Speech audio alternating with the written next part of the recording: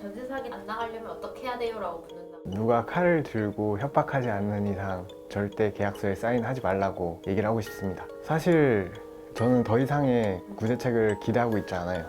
안전한 전셋집은 없습니다.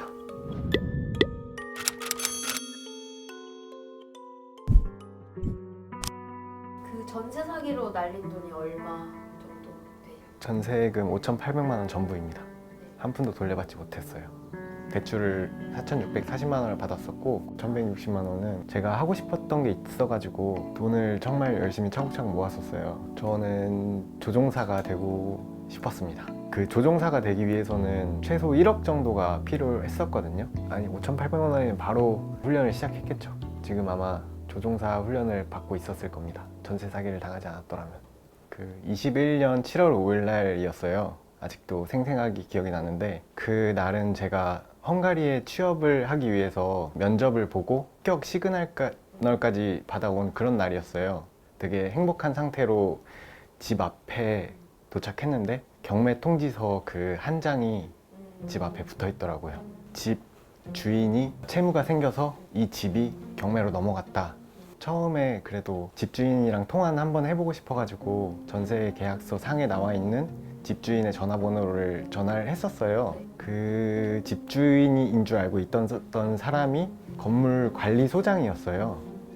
진짜 집주인의 전화번호를 알려줬는데 수백 번은 전화를 했던 것 같은데 단 한 차례도 받지 않았습니다.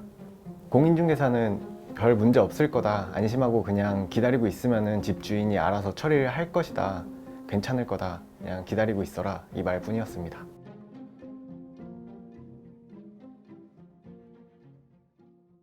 월세 한 달에 30만 원, 35만 원 사용을 하면은 이제 파일럿이 되는데 시간이 더 오래 걸릴 수밖에 없겠다, 이렇게 생각을 했었고 돈을 아끼기 위해서 기숙사에 들어갔어요. 근데 기숙사가 조금 많이 열악하더라고요. 바퀴벌레가 되게 많았었어요. 선반 문을 여니까 갈색 선반이 바퀴벌레로 꽉 차서 검은색으로 되어 있었더라고요. 그때 저는 느꼈죠. 이 집의 주인은 내가 아니다, 바퀴벌레다, 여기선 사람 살게 못 되는구나 하고 전셋집을 구하기로 결심을 했습니다. 전세를 선택한 이유는 그 월세 30만 원, 35만 원이랑 비교했을 때는 훨씬 저렴하게 집에 머물 수 있는 좋은 시스템이고, 제가 집을 대출을 받았을 때 이자로 한 달에 3만 원 정도 나갔던 것 같거든요. 월세 나가는 30만 원, 35만 원이 아까워서 전세를 선택했던 것 같아요.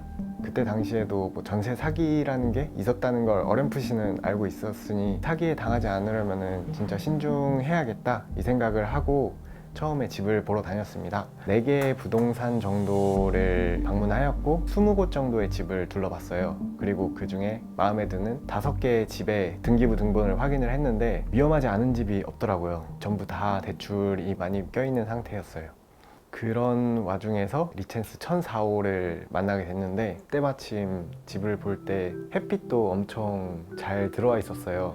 바퀴벌레가 범람하는 그런 낡은 집에서 살았었기 때문에 보상 심리로 더 깔끔하고 더 윤택한 삶을 원하고 있었고, 1004호에 들어가면서 앞으로 펼쳐질 아름다운 미래가 진짜 머리에 그려졌었거든요. 그래서 바로 그냥 그날 전세 가계약을 했던 것 같아요. 사실 그때 조금 더 알아봤어야 됐었는데 계약을 했던 이유는 그때는 전세난이었었고요. 그리고 괜찮은 집들은 진짜 하루 이틀이면 다 나가는 그런 실정이었어요. 그때 당시를 돌이켜보면은 공인중개사는 진짜 프로처럼 저를 설득하고 유혹하더라고요. 전세금 5,800만 원이면은 최우선 변제금을 못 받는 그런 집이었었는데 최우선 변제금도 받을 수 있다고 얘기를 했고, 천안에서 1년에 경매 한 건 정도 일어난다고, 그게 이 집이 되진 않을 것 같다고.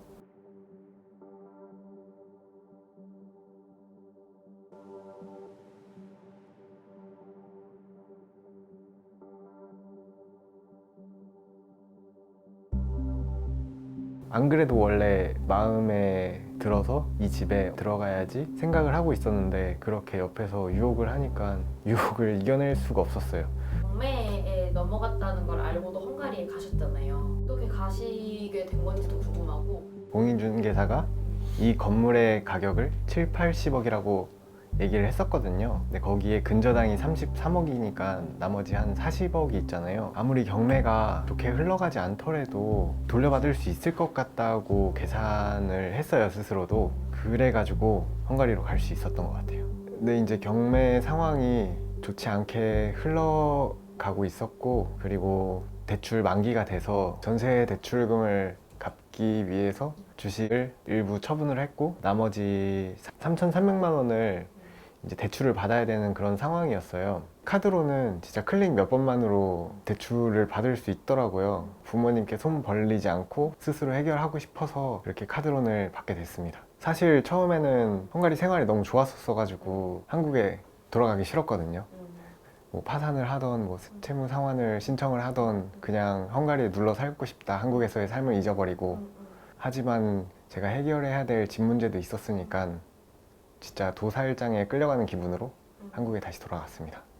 바로 카드론을 갚아야 했었으니까 낮에는 초밥집에서, 저녁은 횟집에서 하루에 12시간씩 주 6일을 일하기 시작했어요. 네, 카드론 이자가 10.6%였어요. 그래서 한 달에 300만 원씩 카드론을 갚았어야 됐습니다. 12시간씩 주 6일을 일하면은 내가 왜 주인의 빚을 이렇게 갚고 있어야 되나, 이런 생각이 들 때가 있어요. 그럴 때는 이제 목소리도 들어보지 못한 집주인을 상상을 하면서 생선들 이제 목을 내려치고 살과 비늘을 벗기고 그런 상상도 했었어요.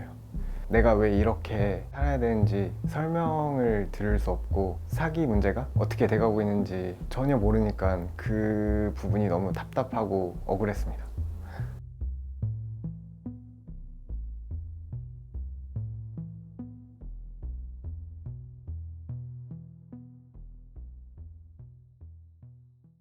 저희 집이 이제 4월 초에 낙찰이 완료됐고 희망을 완전 잃어버린 상황이었었는데, 정부에서 되게 단호하게 경매 중지 결정을 발표를 하더라고요. 그때 살짝 희망을 갖고 있었는데, 경매가 중지된 곳은 운명을 달리한 분들이 있던 미추홀구 뿐이었습니다. 저희도 누구 한 명 죽어야지 경매가 중지되는 건 아닐까, 내가 죽으면 다른 사람들이 보상을 받을 수 있지 않을까? 근데 내가 왜 죽냐? 다른 사람이 한 명 죽어줬으면 좋겠다. 그러면 경매가 중지되고 난 다 보상받을 수 있을 것 같은데, 지금 돌이켜보면은 누가 죽어야 한다? 라고 생각했던 거는 잘못인 것 같아요. 아무리 그래도 돈보다는 목숨이 우선이잖아요. 근데 그때 당시에는 제가 진짜 술 먹고 옥상 난간 위까지 올라간 적이 있거든요. 제가 죽을 것 같기 때문에 누군가 죽지 않았으면은 나 대신 누군가 죽어주길 하는 그런 생각뿐이었어요. 한없이 스스로를 비하하고 비판하던 절망적인 상황이었었거든요. 심지어 치약이 잘 나오지 않으면은 좌절을 하고, 사거리에서 제가 핸드폰을 보다가 한번 신호를 놓친 적이 있어요. 그 짧은 시간 동안 스스로를 자책하고 비하를 하면서 도저히 신호등을 건너 앞으로 나아갈 자신이 없더라고요. 그 정도로 스스로를 되게 한심하게 생각을 했고, 우리 인생을 철저히 짓밟은 건물주는 1원도 반납하지 않은 채 길어야 겨우 2, 3년 징역형을 선고받을 것이다. 교도소에서 우리가 내는 세금으로 자고 먹고 입으며 지내다가 모범수로 조기 출소하겠지. 그 인간은 분명 꽁꽁 숨겨두었던 우리 돈으로 비싼 밥을 먹고 골프를 치고 해외여행을 다니며 편하게 살 것이다. 어쩌면 대형 로펌이나 판사 출신 변호사를 고용해 무죄나 집행유예를 선고받고 신나게 법원을 나설 수도 있다. 정말 불공평한 세상이다. 제가 최근에 수사 결과를 알게 됐어요. 건물주 위에 전세 사기 컨설턴트가 있었어요. 그리고 그 컨설턴트의 주도하에 천안시 두정상가 5길이라는 그 100m도 안 되는 짧은 골목 안에 세 건물이 동시에 전세 사기 작업이 들어간 거죠. 리첸스 빌라 같은 경우에는 건물주, 건물관리소장, 공인중개사 이렇게 공조를 해가지고 세입자들한테 사기를 친 거예요. 그리고 건물주도 전세계약서를 조작해가지고 금융기관을 속여서 무자본으로 받아서 건물을 인수한 그런 상황이었어요. 사실 사기에 관해서는 사기 당한 사람 잘못이 아니라 사기를 친 사람들 잘못이거든요. 사기꾼들이 사기를 잘 쳤기 때문에 당한 거죠. 근데 강서구 세모녀 사건만 봐도 그렇고 795억의 전세 사기를 쳤는데 징역형을 10년밖에 안 받았어요. 그 사기 관련해서 법정 최고형이 15년인데 10년밖에 받지 않았다는 거는 솜방망이 처벌이라고밖에 생각하지 않게 되거든요. 어떻게 법이 이렇게 허술할 수가 있는지 의문이 들고, 지금 7,600명의 전세 사기 확인서를 받은 피해자들이 있는데 왜 제대로 된 구제책이 아직도 만들어지지 않는지 너무 의문입니다. 사실 이렇게 제 얼굴을 보이면서 안 좋았던 일을 누군가한테 얘기하는 거는 익숙지도 않고 하고 싶지도 않아요. 근데 제가 이렇게 인터뷰를 적극적으로 하는 이유는 정말 저 같은 피해자가 한 명이라도 줄길 바라는 간절한 마음에서 인터뷰를 하는 거거든요. 앞으로의 계획은 어떻게 되시나요?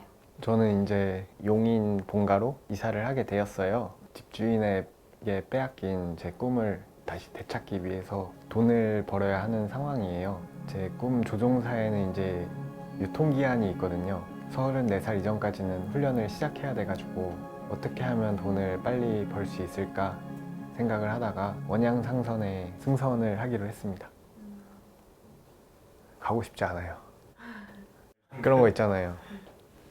제가 보고 싶은 영화가 12월 16일 날 개봉을 하는데 저는 12월 4일 날 배를 타고, 크리스마스도 저는 배 위에서 보내야 되고, 또 아마 배에 타면은 다시 그런 생각이 들 거예요. 왜 사기꾼들의 빚을 내가 갚고 있어야 되나? 그리고 그 심적 고통을 제가 이겨낼 수 있을까? 이런 것도 사실 걱정이 쉽지 않을 것 같아요. 제가 하고 싶은 말 해도 돼요? 네네네.